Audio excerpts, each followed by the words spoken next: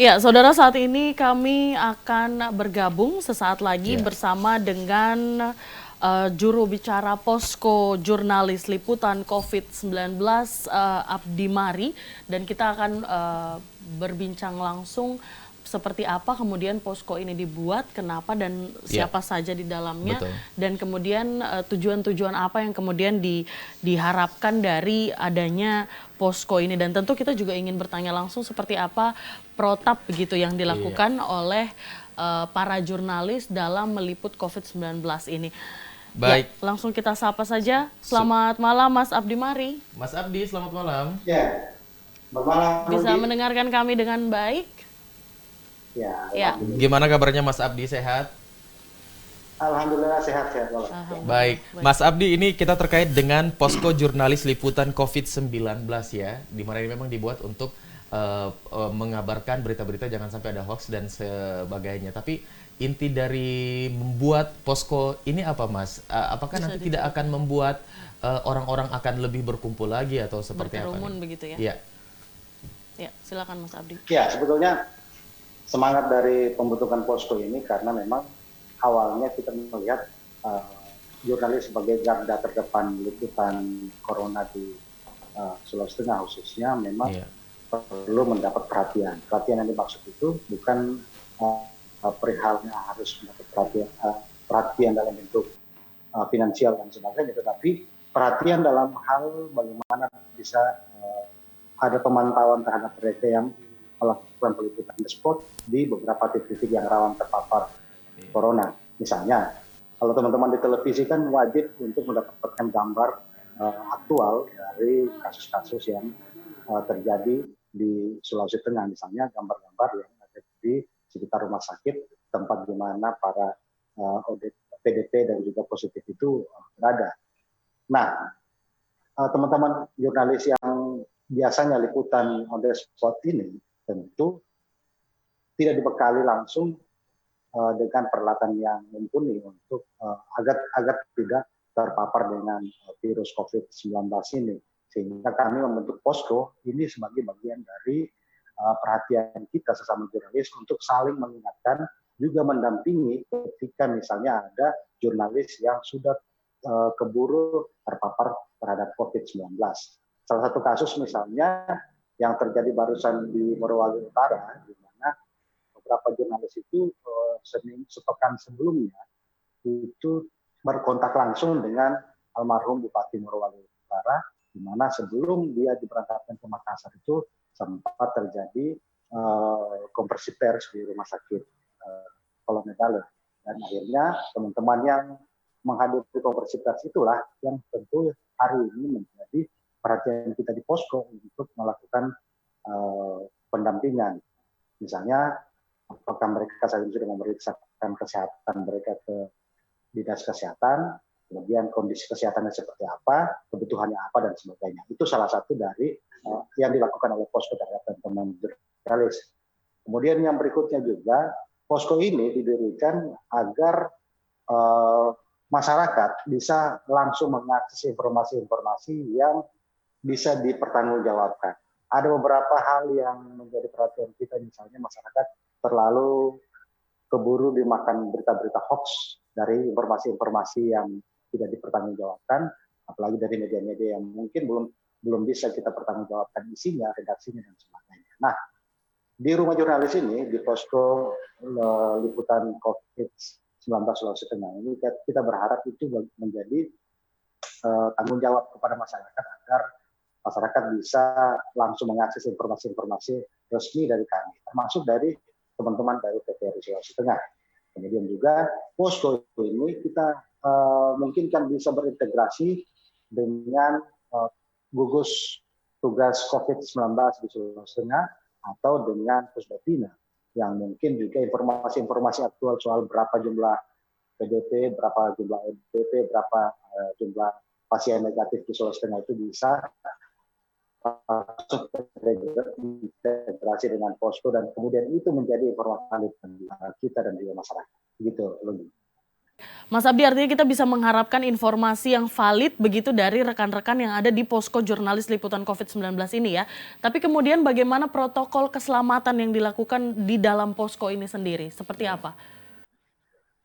Ya, seperti posko-posko jurnalis liputan COVID di daerah lain, tentu kita juga punya protokol yang sama, yaitu uh, apa namanya, teman-teman tentu tidak dibolehkan untuk melakukan peliputan yang nantinya akan menjadi risiko paling besar buat dia dan keluarganya. Misalnya seperti yang saya sebutkan di awal, teman-teman yang liputan on the spot ke beberapa tempat seperti rumah sakit, rumah pasien dan sebagainya yang mungkin nanti akan berbahaya bagi dia dan keluarganya, itu yang kita terus salah satu protokol kita adalah itu, teman-teman, kita wanti-wanti untuk tidak melakukan peliputan on the spot di wilayah-wilayah yang terpapar dengan corona. Yang kedua, teman-teman juga harus patuh terhadap surat edaran dari Dewan Pers, yaitu tidak memberitakan secara gamblang pasien yang ODP, PDP ataupun positif itu, kecuali ada izin langsung dari yang bersangkutan atau dari keluarganya. Kemudian yang berikutnya, protokol yang kita lakukan, misalnya teman-teman yang kalau tidak punya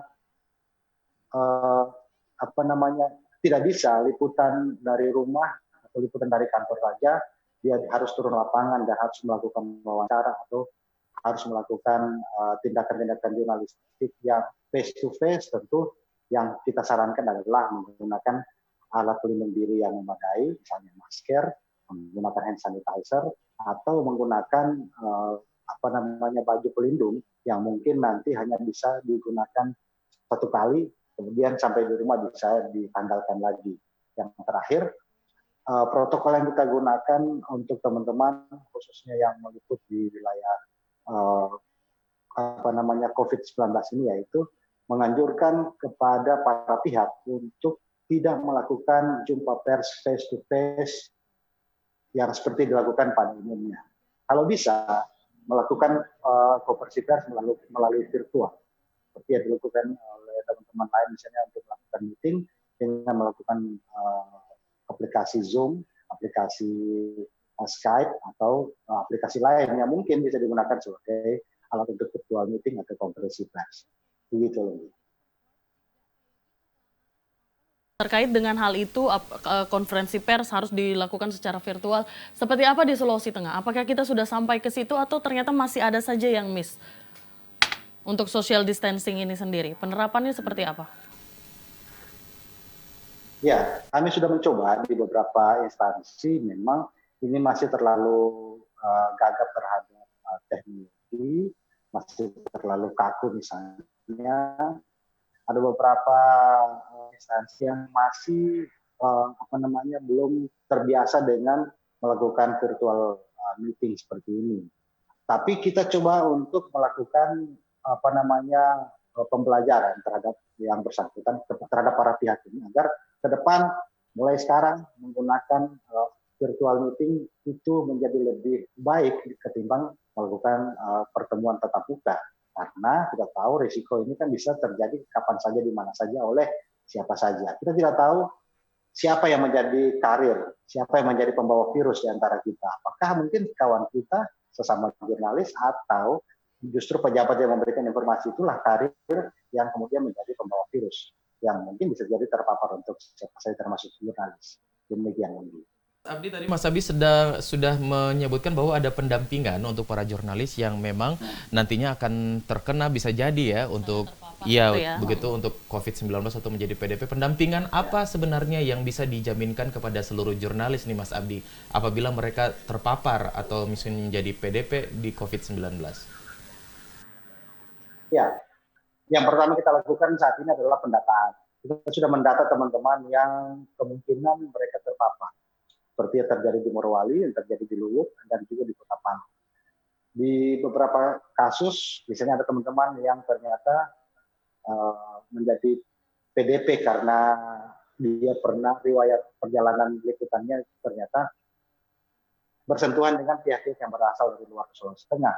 Kemudian dia sakit dan kemudian masuk ke rumah sakit. Dia ternyata di sekitar lingkungan itu juga bergaul dengan jurnalis. Nah, teman-teman yang bergaul dengan jurnalis inilah yang kemudian kita mintai data, siapa saja jurnalis yang pernah dia berkomunikasi, bersentuhan langsung dan sebagainya. Kemudian jurnalis itu kita minta untuk langsung memeriksakan dirinya ke pihak kesehatan, kemudian mengisolasi dirinya sendiri, kemudian juga kita anjurkan untuk membugarkan dirinya selagi dia tidak memiliki penyakit yang dikeluhkan. Itu yang di Palu.